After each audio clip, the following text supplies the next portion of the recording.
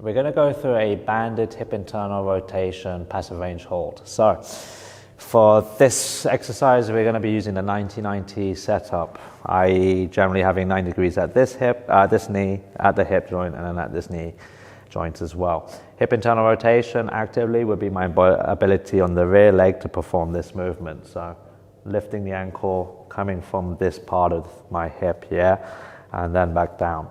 Now, if I was to challenge myself, for example, and turn my upper body towards my rear leg as so, and I try to internally rotate the hip, it's becoming impossible because I'm near my end range.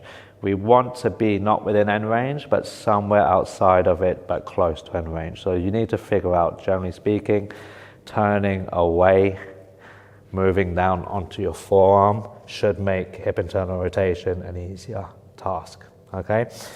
We're going to facilitate this exercise by passively bringing the hip into internal rotation and then trying to actively hold that position. So before we begin, front leg doesn't really matter. You can change knee angle, you could close this more, you can move the knee around to see what feels comfortable. Even with the rear leg that we're going to be working, we can get quite specific. This 90 degrees generally doesn't work for everyone. So when I work with individuals that have hip issues or knee issues, maybe you might find closing the knee helps, moving the knee forwards a little bit, going onto a forearm, combination of these to then perform the exercise. To then perform in hip internal rotation. So play a little bit with those setups. Before I begin, one more thing I wanted to cover is what you're thinking about contracting when you hold internal rotation. If I was to palpate along the side of my leg, it's quite bony, and I want to try and see if I can find where it becomes a little bit cushiony.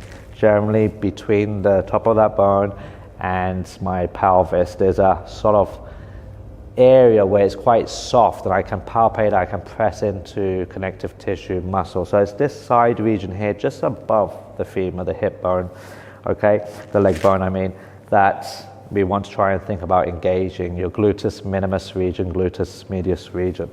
Okay, so they're quite deep muscles you're looking to try and engage with this exercise.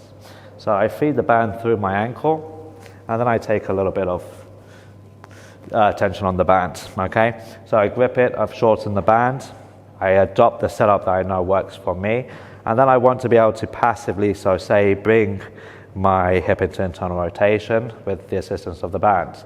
Now I'm actively contracting the area I mentioned to hold this position, and then I start to take slack off the band, and my intention is to try not to let the leg lag and just hold that position as best as possible for the prescribed time.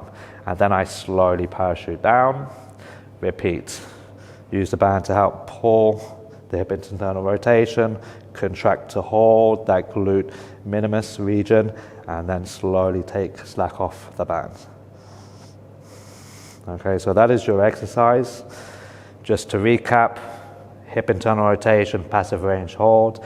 Front leg doesn't matter, so you can play with this position. Back leg, we can play a little bit with where exactly we place our knee, how much we're closing the knee as well for this exercise, okay?